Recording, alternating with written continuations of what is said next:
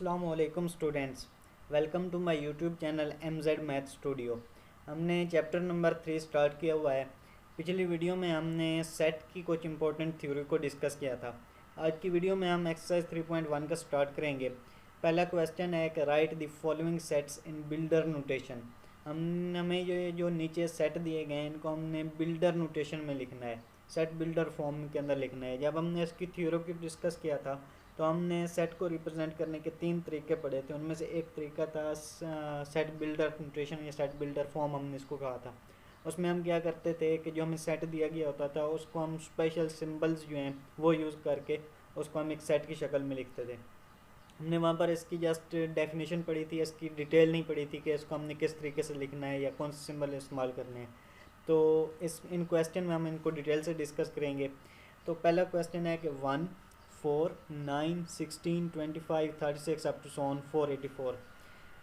हमने इसको set builder notation यानी कि स्पेसिफिक सिंबल्स इस्तेमाल करते हुए इसको हमने सेट की शक्ल में लिखना है। अगर आप गौर करें तो हमें ये जो सेट दिया गया है क्वेश्चन में, ये किसी न किसी नंबर का जो है वो स्क्वायर आ रहा है, यानी कि 1 का स्क्वायर हमारे पास वन होता है। अब उसके बाद हमारे पास 2 होना था, 2 का स्क्वायर हमारे पास 4 है। इस तरह जो 9 है ये 3 का स्क्वायर है, 16 4 का स्क्वायर, 25 5 का स्क्वायर, 36 6 का स्क्वायर अप टू सोन, यानी कि एक सीक्वेंस से चलता जा रहा है, यानी कि हर नंबर का स्क्वायर आ रहा है हमारे पास। तो हम इसको किस तरीके से लिखेंगे? मिसाल के तौर पर हमारे पास ये n डिजिट्स हैं, ठीक है। तो हमने इसको सेट बिल्डर फॉर्म में लिखना है, तो हम किस तरीके से लिखेंगे कि x सच दैट, ये जो सीधी लाइन है इसको हम पढ़ते हैं सेट के फॉर्म में सच दैट। तो जब कभी भी आपने कोई सेट बिल्डर फॉर्म में लिखना हो तो उसका सबसे पहला तरीका यही है कि आप लिखें करली ब्रैकेट्स लगाएं। सेट को हमेशा हमने करली ब्रैकेट्स के अंदर लिखना है, चाहे वो कोई भी फॉर्म हो। तो सबसे पहले आप करली ब्रैकेट लगाएं, उसके बाद सबसे पहले आपने सेट बिल्डर फॉर्म के अंदर ये वाली टर्म लिखनी होती है x such that x, x such that x, ये जो सीधी लाइन है इसको हम बोलते हैं सच दैट एक्स बराबर है एन स्क्वेयर के। हमने यहाँ पर इसको अगर हम ऑब्जर्व करें तो हर नंबर किसी न किसी नंबर का स्क्वेयर आ रहा है। तो मिसाल के तौर पर हमारे पास n डिजिट्स हैं, तो n डिजिट्स जो हैं वो स्क्वेयर होगा, x is equal to N square. अब ये n हमारे पास कहाँ से शुरू हो रहा है? हमारे पास 1 से शुरू हो रहा है, यानी कि 1 का स्क्वेयर हमारे पास 1 की इक्वल है। इस तरह उसके बाद 4 है तो हम इसको लिख सकते हैं ये 2 का स्क्वेयर है। तो ये हमारे पास सेट ऑफ नेचुरल नंबर से बिलोंग करता है। सेट ऑफ नेचुरल नंबर वो नंबर होते हैं जो 1 से स्टार्ट हों, इनको हम डिनोट करते हैं कैपिटल N से। और ये वो सेट होते हैं, ये वो नंबर होते हैं जो 1 से स्टार्ट होते हैं, 1 2 3 अप टू सोन, ये आगे चलते जाते हैं। तो अब देखें ये हमारे पास जो n है ये 1 से स्टार्ट हो रहे हैं, यानी कि 1 का स्क्वायर हमारे पास है। अगर हम n स्क्वायर में अगर हम 1 पुट करें तो हमारे पास 1 आता है, यहाँ पर 2 पुट करें तो हमारे पास 4 आता है, 3 पुट करें तो हमारे पास 9 आता है, ठीक है। तो हमारे पास n बिलोंग करता है सेट ऑफ नेचुरल नंबर से। ये जो सिंबल है ये इसको हम बोल सकते हैं कि बिलोंग टू, ये सिंबल बिलोंग टू का है। n बिलोंग करता है कैपिटल N यानी कि सेट ऑफ नेचुरल नंबर से। और ये जो हमारे पास एक हैट टाइप बनी हुई है इसको हम बोलते हैं एंड। ये हमारे पास होता है एंड का सिंबल, ये बिलोंग टू और ये एंड। अब देखें इसकी हमारे पास लिमिट है, यानी कि ये 1 से शुरू हो रहा है और 484 पे ख़त्म हो रहा है। तो हमने इसकी लिमिट लिखनी है। लिमिट लिखने का तरीका है कि उसको हमेशा हम इनइक्वालिटी में लिखते हैं। ये जो हमारे पास सिंबल है इसको हम बोलते हैं लेस देन और इक्वल टू। अब आप देखें ये जो n है ये शुरू हो रहा है 1 से, यानी कि n ग्रेटर देन और इक्वल टू है।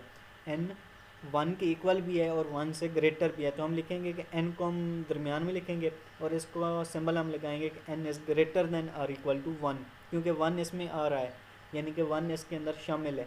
तो n इज़ ग्रेटर देन और इक्वल टू 1 और n लेस देन और इक्वल टू 484। 484 हमारे पास 22 का स्क्वायर बनता है। अगर आपको ये नहीं पता चल रहा कि इसको हमने किस तरीके से लिखना है तो आप जो है इसकी जज़र लें, कैलकुलेटर की मदद से आप इसकी जज़र लें तो हमारे पास 22 आएगा। तो 22 का स्क्वायर हमारे पास 484 के इक्वल आता है। तो n की जो लिमिट है वो हमारे पास 1 से 22 तक है। तो यही हमने इसको सेट बिल्डर फॉर्म में लिखना था। अब अगला क्वेश्चन है, सेकंड पार्ट है इसका कि 2 4 8 16 32 64 अप टू 256। अगर हम इस सीक्वेंस को ऑब्जर्व करें तो ये हमारे पास 2 की पावर बन रहा है, यानी कि ये हमारे पास 2 है, इसको हम लिख सकते हैं 2 की पावर 1। इस तरह ये हमारे पास 4 है, तो 2 की पावर जब हम 2 लेंगे तो हमारे पास 4 बनेगा। इस तरह हमारे पास 8 है, 2 की पावर 3 हमारे पास 8 होती है, यानी कि ये नंबर जो है 2 की पावर n की शक्ल में आ रहे हैं, यानी कि जैसे जैसे हम n की वैल्यू जो है वो इंक्रीज़ करते जाएंगे तो ये हमारे पास सीक्वेंस बनती जाएगी। हमारे पास 2 रेज़ टू पावर n है, जब आप n की पावर 1 पुट करेंगे 2 रेज़ टू पावर n, जब आप n 1 पुट करेंगे तो ये हमारे पास आएगा 2 की पावर 1, यानी कि हमारे पास 2 के इक्वल है। जब आप n 2 पुट करेंगे तो बनेगा 2 की पावर 2, यानी कि ये हमारे पास 4 के इक्वल आता है। इस तरह जब आप 2 की पावर 3 पुट करेंगे तो वो हमारे पास 8 बनता है। तो ये जो हमें सेट दिया गया है हमारे पास 2 रेज़ टू पावर n की शक्ल में है। तो हम इसको किस तरीके से लिखेंगे, वही तरीका है कि सबसे पहले आप करली ब्रैकेट लगाएं, क्योंकि हमने सेट लिखना है तो सेट को हमेशा करली ब्रैकेट्स के अंदर लिखते हैं। x सच दैट x, ये हमेशा सबसे पहली चीज़ हमने ये लिखनी होती है कि x सच दैट x। उसके बाद अगली स्टेटमेंट है कि x बराबर है 2 रेज़ टू पावर n के। हमने बात की है कि हमारे पास n डिजिट्स हैं और ये हमारे पास 2 की पावर बन रहा है, तो 2 रेज़ टू पावर n हमने लिख लिया। और n हमारे पास शुरू कहाँ से हो रहा है, 1 से शुरू हो रहा है, तो ये हमारे पास सेट ऑफ नेचुरल नंबर आ जाएगा, क्योंकि हमने बात की है कि जो सेट ऑफ नेचुरल नंबर होते हैं वो 1 से स्टार्ट होते हैं। आप अगर यहाँ पर n की वैल्यू जो है 1 पुट करते हैं तो ये इसका आंसर 2 रेज़ टू पावर 1 आएगा और वो हमारे पास 2 के इक्वल होता है। तो ये जो n है ये शुरू हो रहा है सेट ऑफ नेचुरल नंबर से। उसके बाद देखें ये एक फाइनाइट सेट है, इसकी एक ख़ास नंबर पे जाके एंड हो रहा है, तो हमने यहाँ पर n की लिमिट भी लिखनी है। n की लिमिट लिखने का क्या तरीका है कि आप n को सेंटर में लिखें और उसके लेफ़्ट साइड पे greater than or equal to inequality लगाएं, क्योंकि यहाँ पर हमारे पास 1 इसके अंदर शामिल है। अगर 1 इसके अंदर शामिल ना होता तो हम सिर्फ ग्रेटर देन लिखते, ये जो नीचे लाइन लगी हुई है ये फिर ना होती। ये आगे क्वेश्चन आएंगे उसमें हम डिस्कस करते हैं। तो इसमें 1 हमारे पास इंक्लूड हो रहा है, तो n is greater than and equal to या और इक्वल टू, यानी कि n जो है वो 1 के इक्वल भी है और 1 से ग्रेटर भी है। और n जो है यहाँ 256 पे एंड हो रहा है, तो n इज़ लेस देन और इक्वल टू, n 8 के इक्वल भी है और उससे लेस भी है, ठीक है, यानी कि n की वैल्यू 1 और 8 के दरमियान आ रही है। तो अगर आप 2 रेज़ टू पावर 8 लिखें तो वो हमारे पास 256 आता है। हमें कैसे पता चला जाएगा कि 256 जो है वो हमारे पास 2 रेज़ टू पावर 8 है। आप इसकी फैक्टराइजेशन करें 256, जो उम्मीद है आप लोगों को आती होगी, तो इसकी फैक्टराइजेशन करें 2 पे और इसको ऐसे सॉल्व करते जाएं तो आपके पास लास्ट में जब आप इसके फैक्टर बनाएंगे वो हमारे पास 2 रेज़ टू पावर 8 आती है। तो n की वैल्यू 1 से 8 तक हो गई। ये थोड़े से कंसेप्चुअल क्वेश्चन हैं, ध्यान से समझिएगा। अब ये देखें थर्ड पार्ट है 0 +-1 +-2 +-3 अप टू 7 +-1000 तक है। देखें ये हमारे पास सेट ऑफ इंटीजर है। सेट ऑफ इंटीजर हमारे पास वो सेट होता है जिसके अंदर प्लस माइनस में हमारे पास इंटीजर आते हैं, वो हमारे पास होल नंबर होते हैं, यानी कि उनके अंदर डेसिमल पॉइंट नहीं आता। 0 +-1 +-2 अप टू 7, ये इस तरीके से इनके हमारे पास इंटीजर होते हैं, यानी कि वो हमारे पास परफेक्ट नंबर होते हैं, उनके अंदर डेसिमल पॉइंट नहीं आता। उसके अंदर प्लस में भी हमारे पास नंबर होते हैं, माइनस में भी। तो ये देखिए हमारे पास सेट ऑफ इंटीजर बन रहा है। इसको हमने सेट बिल्डर फॉर्म में किस तरीके से लिखना है कि आप सबसे पहले लिखेंगे, सबसे पहले करली ब्रैकेट लगाएंगे और उसके आगे लिखेंगे एक्स सच दैट एक्स। अब देखें यहाँ पर हमारे पास कोई नंबर नहीं आ रहा, यानी कि n की हमें ज़रूरत नहीं है, तो हम डायरेक्ट इसको लिखेंगे x जो है वो बिलोंग करता है सेट ऑफ इंटीजर से, क्योंकि हमारे पास सेट ऑफ इंटीजर आ रहे हैं +-1 +-2, ये हमारे पास सेट ऑफ इंटीजर्स होते हैं। x सच दैट x जो है वो बिलोंग करता है सेट ऑफ इंटीजर से। एंड ये सिंबल हमारे पास बिलोंग टू और ये एंड। अब हमने x की वैल्यू लिखनी है, क्योंकि हमारे पास ये एक फाइनाइट सेट है, तो जो भी फाइनाइट सेट होगा उसकी हमने वैल्यू लिखनी होती है। अब देखें ये शुरू हो रहा है 0 से और ख़त्म हो रहा है 1000 पे, +-1000 पे, यानी कि सेट शुरू होता है 0 से और ख़त्म हो रहा है +-1000 से। तो अब इसकी जो सबसे छोटी वैल्यू है वो आपने लिखनी होती है लेफ़्ट साइड पे। x को हमने सेंटर में रखना है और जो सबसे छोटी वैल्यू होती है वो हमने लेफ़्ट साइड पे लिखनी होती है। तो x सेंटर में। अब देखें इसकी सबसे छोटी वैल्यू हमारे पास -1000 बन रही है। हमने ज़ीरो को नहीं लिखना, क्योंकि जो नेगेटिव वैल्यूज़ होती हैं वो छोटी होती हैं और ज़ीरो अगर उनके दरमियान आ जाए तो ज़ीरो हमेशा ग्रेटर कंसिडर करते हैं नेगेटिव वैल्यू से। तो यहाँ पर -1000 आ रहा है, तो ये हमारे पास वैल्यू छोटी है। हमने ज़ीरो को यहाँ पर नहीं लिखना कि ये हमारे पास लेस है ज़ीरो से, यहाँ पर -1000 है। अब -1000 इस सेट के अंदर आ रहा है, तो हम लिखेंगे कि जो x है वो इक्वल भी है और इससे ग्रेटर भी है -1000 से, और जो x है वो इसके इक्वल भी है और लेस है 1000 से। तो ये इसकी सेट बिल्डर फॉर्म हो गई। अब चौथा पार्ट है, ये भी सेम वैसे ही है कि 6 12 18 अप टू 120। अगर आप इस पे गौर करें तो हमारे पास एक 6 का टेबल बन रहा है, यानी कि 6 1 ज़ा 6, 6 2 ज़ा 12, 6 3 ज़ा 18, 6 4 ज़ा 24, यानी कि हमारे पास 6 का टेबल बन रहा है। हम 6 को किसी ख़ास नंबर से मल्टीप्लाई करते जा रहे हैं तो हमारे पास एक नया नंबर आ रहा है। 6 को हमने 1 से मल्टीप्लाई किया, हमारे पास 6 आ गया। जब हम 6 को 2 से मल्टीप्लाई करेंगे तो हमारे पास 12 आएगा। जब हम 6 को 3 के साथ मल्टीप्लाई करेंगे तो हमारे पास 18 आएगा। इस तरह जब हम 6 को किसी खास नंबर से मल्टीप्लाई करेंगे तो वो हमारे पास 120 आता है।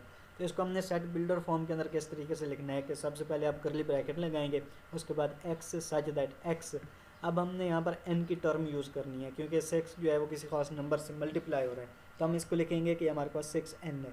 6n हमने क्यों लिखा कि जब हम n की मुख्तलिफ वैल्यूज़ पुट करेंगे तो हमारे पास ये ऊपर वाली चीज़ आती है। जब आप n को 1 पुट करेंगे तो वो हमारे पास 6 आता है, यानी कि 6 इंटू n की वैल्यू जब आप 1 पुट करेंगे तो हमारे पास 6 आता है।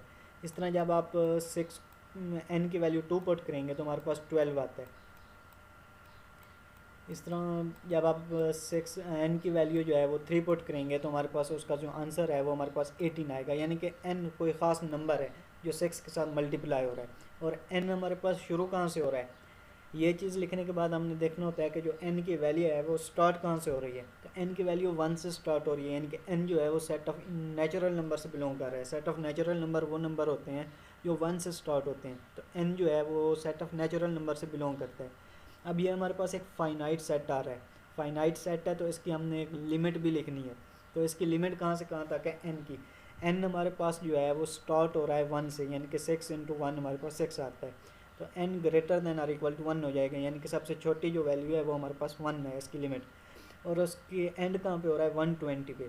अब हमने यहाँ पर 120 नहीं लिखना बल्कि n की वो वैल्यू लिखनी है कि उसको जब हम 6 के साथ मल्टीप्लाई करें तो हमारे पास 120 है। आपको पता नहीं चल रहा तो आप 120 को 6 के ऊपर डिवाइड कर दें तो आपके पास 20 आंसर आता है। तो ये इसकी सबसे बड़ी वैल्यू है जिसके ऊपर हमारे पास 120 आता है। तो n की जो लिमिट हो गई, जो n की रेंज है वो 1 से 20 तक है। पांचवा पार्ट है कि 100, 102, 104 अप टू 4000।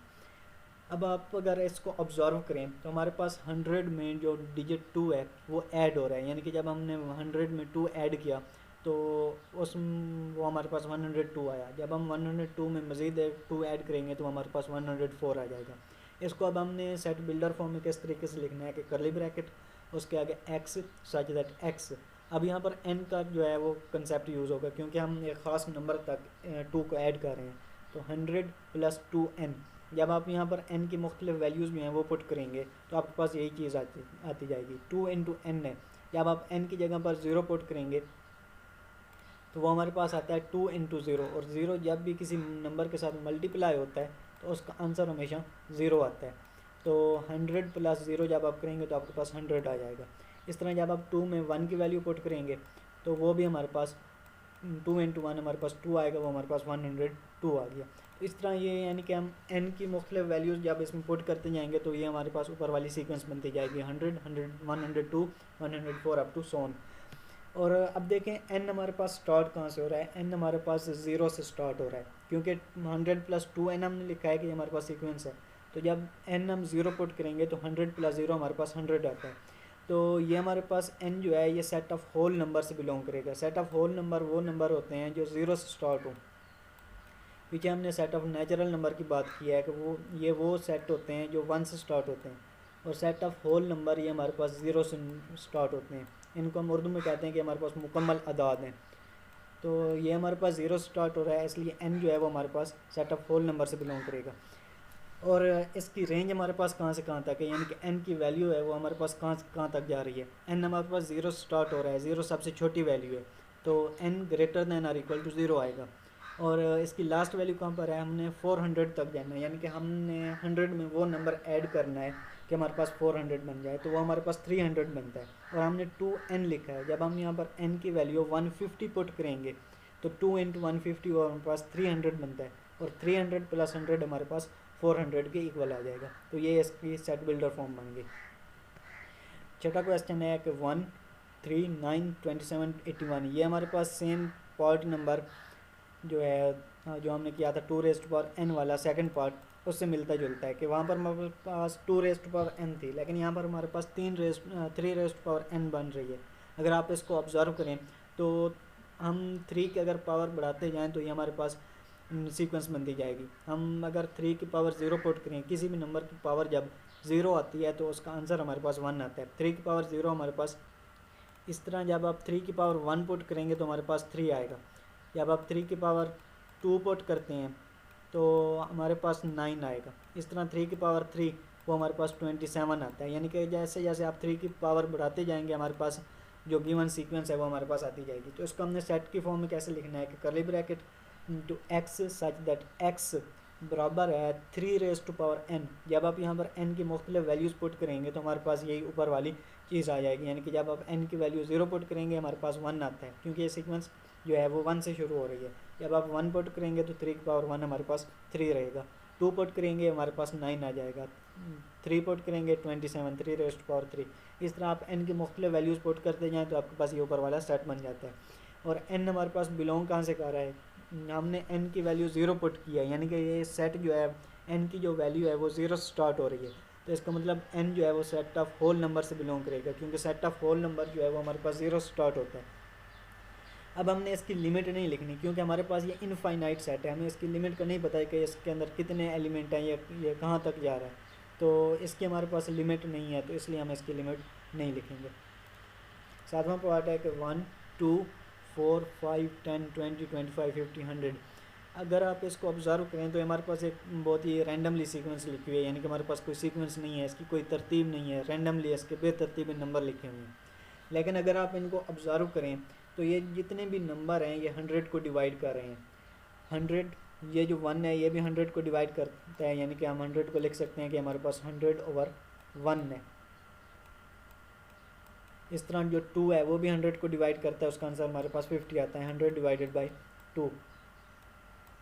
इस तरह जो 4 है वो भी 100 को डिवाइड करता है। तो जितने भी नंबर हमें सेट में दिए गए हैं ये सारे के सारे नंबर जो हैं वे 100 को डिवाइड करते हैं। तो हम इसको सेट की फॉर्म में कैसे लिखेंगे कि x such that x is a divisor of 100, यानी कि ये जो x है ये 100 को डिवाइड कर रहा है, x का डिवाइज़र है, तो ये इसका आंसर आ जाएगा। आठवां पार्ट है कि 5 10 15 अप टू सोन 100। अब देखें ये हमारे पास 5 का टेबल बन रहा है, किस तरीके से कि 5 1 5, 5 2 8, 5 3 15 अप टू सोन, यानी कि 5 का टेबल चल रहा है। तो इसको हम ये इससे मिलता जुलता एक पार्ट हमने पिछली वीडियो में भी किया है, सॉरी पिछले पार्ट में भी किया है। तो इसको हम कैसे लिखेंगे कि x सच दैट x बराबर है 5n, यानी कि जब n को हम मुख्तलिफ वैल्यूज़ देंगे तो हमारे पास ये ऊपर वाली वैल्यू आ जाएगी। जब आप n को 1 पुट करेंगे तो 5 × 1 हमारे पास 5 आ गया। जब n को 2 पुट करेंगे तो 5 × 2 हमारे पास 10 आ जाएगा। तो और n हमारे पास बिलोंग कहाँ से कर रहा है, n की वैल्यू स्टार्ट कहाँ से हो रही है, n की वैल्यू 1 से स्टार्ट हो रही है। जब आप n को 1 पुट करेंगे तो हमारे पास 5 आता है। तो n की वैल्यू जो है वो स्टार्ट हो रही है 1 से, तो n ग्रेटर देन और इक्वल टू 1 आ जाएगा, क्योंकि 1 जो है वो भी इसके अंदर शामिल है। n जो है वो 1 की इक्वल भी है और 1 से ग्रेटर भी है। और ये एंड कहाँ पे हो रहा है, 100 पे। और आपको क्या, अगर आपको नहीं समझ लग रही तो 100 को आप डिवाइड करेंगे 5 के ऊपर, उसका आंसर हमारे पास 20 आता है। तो ये इसकी लास्ट लिमिट आ जाएगी, यानी कि n की जो लिमिट है वो 1 से 20 के दरमियान है। इसका 9 पार्ट है कि set of all integers between -100 and 100। Set of all integers, यानी कि सेट ऑफ इंटीजर्स को जो है वो हम डिनोट करते हैं जी से, कैपिटल जी से। ये हमारे पास सेट ऑफ इंटीजर होते हैं और इसके अंदर हमारे पास प्लस में भी नंबर होते हैं, माइनस में भी, और डेसिमल पॉइंट इसके अंदर नहीं आते।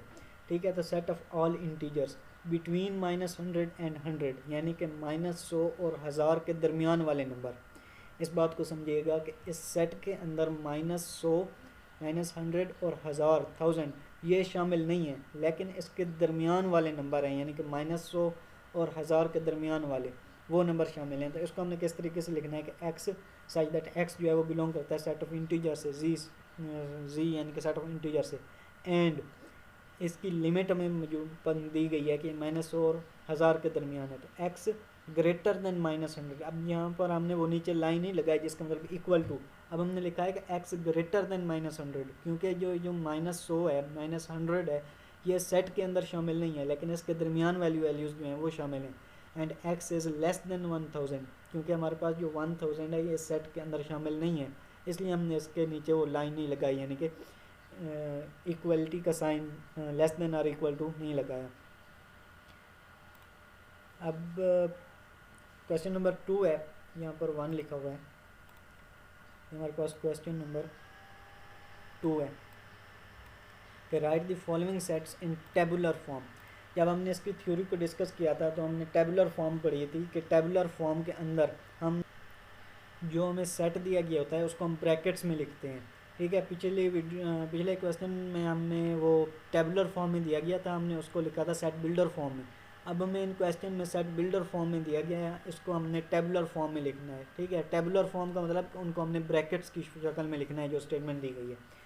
पहला पार्ट है कि x is such that x is multiple of 3 and x is less than और इक्वल टू 35। मल्टीपल ऑफ 3 का मतलब है कि वो नंबर जिनके ऊपर 3 डिवाइड होता है। ठीक है, 3 जिन नंबर के ऊपर डिवाइड होता है 3 उनका मल्टीपल कहलाएगा, या वो नंबर जो 3 पे डिवाइड होते हैं वो हमारे पास मल्टीपल ऑफ 3 कहलाएंगे। हमने वो वाले नंबर लिखने हैं कि जो मल्टीपल ऑफ 3 हो, यानी कि उनके ऊपर 3 जो है वो डिवाइड हो जाए, और वो नंबर 35 के बराबर हो या लेस देन हो। अब देखें जो 35 है इसके ऊपर 3 डिवाइड नहीं होता, अगर हम इसको डिवाइड करें तो हमारे पास एक होल नंबर नहीं आता, डेसिमल नंबर आता है। तो हमने 35 से लेस जितने भी नंबर हैं और 3 के मल्टीपल हैं वो हमने लिखने हैं। तो एक हमारे पास 3 आएगा क्योंकि 3 जो है वो खुद 3 को डिवाइड करता है। इस तरह 6 ये भी हमारे पास 3 पे डिवाइड होता है। 9, 12, 15, 18, 21, 24, 27, 30, 33। अब 36 भी है, वो भी 3 पे डिवाइड होता है, लेकिन यहाँ पर हमने लेकिन वो वाले नंबर लिखने हैं जो लेस देन और इक्वल टू 35 हो। तो 36 35 से ग्रेटर है वो इस सेट में शामिल नहीं है, तो वो हम नहीं लिखेंगे, और ये इसकी हमारे पास सेट टेबुलर फॉर्म आ गई। सेकंड पार्ट है कि x such that x belong करता है set of rational number real number से। जो रियल नंबर होते हैं इनके अंदर तमाम नंबर आ जाते हैं, इनके अंदर नेचुरल नंबर भी होते हैं, होल नंबर भी, rational, irrational, decimal number, set of integer. ये जब हमने चैप्टर नंबर 1 किया था इस बुक का, तो उसके अंदर हमने इसको बड़ी डिटेल से पढ़ा था। तो सेट ऑफ रियल नंबर के अंदर तमाम नंबर आते हैं, चाहे वो फ्रैक्शन की फॉर्म में हो या परफेक्ट इंटीजर हो, डेसिमल हो, तमाम number set of real number के अंदर आते हैं। तो x such that x belong करता है सेट ऑफ रियल नंबर से, और and 2x + 1 is equal to 0, यानी कि हमने x की वो वैल्यू फाइंड करनी है कि उसका आंसर हमारे पास 0 आ जाए जब हम इस इक्वेशन के अंदर पुट करेंगे। तो 2x + 1 हमें गिवन है, हमने x की वैल्यू फाइंड करनी है। 2x + 1 is equal to 0। अब 1 को आप बराबर से दूसरी साइड पे ले जाएं तो 2x बराबर आ जाएगा -1 के इक्वल, -1। अब देखें यहाँ पर जो 2 है x के साथ मल्टीप्लाई हो रहा है, बराबर से दूसरी साइड पे जाएगा तो डिवाइड हो जाएगा, यानी कि हमारे पास -1/2 आ गया। तो यही चीज़ हमने फाइंड करनी थी। आप इसको दी गई इक्वेशन में पुट करें, यानी कि 2x है, x की जगह पर आप -1/2 पुट करें, तो ये 2 और ये 2 कैंसिल आउट हो जाएंगे, हमारे पास -1 आएगा, और -1 + 1 हमारे पास 0 आ जाएगा। तो इसमें हमने x की वैल्यू फाइंड करनी थी और वो हमारे पास -1/2 आ जाएगा। तो यही इसकी टेबुलर फॉर्म बन गई। थर्ड पार्ट है कि x such that x belong करता है प्राइम नंबर से। पहले हम प्राइम नंबर को डिस्कस करते हैं कि कौन क्या होते हैं। प्राइम नंबर हमारे पास वो नंबर होते हैं जो या तो अपने आप पे डिवाइड होते हैं या फिर 1 के ऊपर डिवाइड होते हैं, यानी कि इनको कोई और नंबर डिवाइड नहीं कर सकता। मिसाल के तौर पर हमारे पास 7 है, 7 को कोई नंबर डिवाइड नहीं करता। इस 7 को अगर आप 2 पे जो है 5 पे या 6 पे डिवाइड करते हैं तो आपको इसका डेसिमल में आंसर मिलेगा, यानी कि ऐसा कोई नंबर नहीं है जिसको पूरा पूरा तकसीम करे। सिर्फ 2 नंबर हैं, एक 1 है क्योंकि 1 तमाम नंबर को डिवाइड करता है, और दूसरा ये 7 बजाते ख़ुद। तो ऐसे नंबर हमारे पास प्राइम नंबर होते हैं, यानी कि जिनके डिवाइज़र पॉसिबल डिवाइज़र सिर्फ 2 होते हैं, एक वो नंबर खुद और एक 1। तो ये हमारे पास प्राइम नंबर होते हैं। अब हमने वो प्राइम नंबर लिखने हैं जो 12 से लेस देन हो। ठीक है, x लेस देन 12 है और x बिलोंग कर रहा है प्राइम नंबर से, तो वो कौन से नंबर होंगे? 2। 1 प्राइम नंबर नहीं है, ठीक है, क्योंकि हमने बात किया कि प्राइम नंबर वो नंबर होते हैं जो अपने आप को डिवाइड करते हैं और 1 पे डिवाइड होते हैं, यानी कि उनके 2 डिवाइज़र होते हैं, लेकिन 1 का सिर्फ एक डिवाइज़र वो बजाते खुद है, इसलिए 1 प्राइम नंबर नहीं है। तो x जो है वो लेस देन 12 है, तो इसमें हमने प्राइम नंबर लिखने हैं जो 12 से लेस देन हो। एक हमारे पास 2 आएगा, 3, 5, 7 और 11। अगर आप इन नंबर को देखें तो इनमें कोई भी नंबर जो है वो किसी दूसरे नंबर से डिवाइड नहीं होता, इनको सिर्फ 1 डिवाइड करता है और वो नंबर बजाते खुद। इसका चौथा पार्ट है x is a divisor of 128। यानी कि x वो नंबर है जो 128 को डिवाइड करते हैं। हमने वो नंबर ढूंढने हैं जो 128 को पूरा पूरा तकसीम करते हैं। तो वो कौन से नंबर हैं? एक हमारे पास 1 आएगा क्योंकि 1 जो है वो तमाम नंबर को डिवाइड करता है। उसके बाद 2, ये भी 128 को डिवाइड करता है। 4, 8, 16, 32, 64 और 128 ये भी अपने आप को डिवाइड करता है। तो ये वो तमाम नंबर हैं जो 128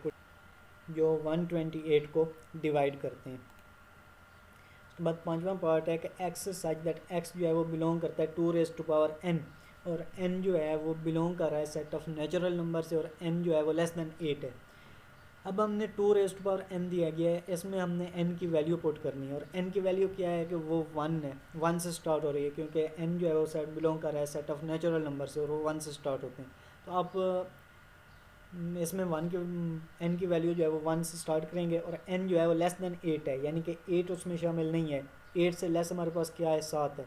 तो आपने n की वैल्यू जो है 2 रेज़ टू पावर n में n की वैल्यू 1 से 7 तक पुट करनी है। जब आप इसकी वैल्यू पुट करेंगे तो आपके पास मुख्तलिफ आंसर आएंगे, यानी कि जब आप 2 की वैल्यू 1 पुट करेंगे वो हमारे पास 2 आता है।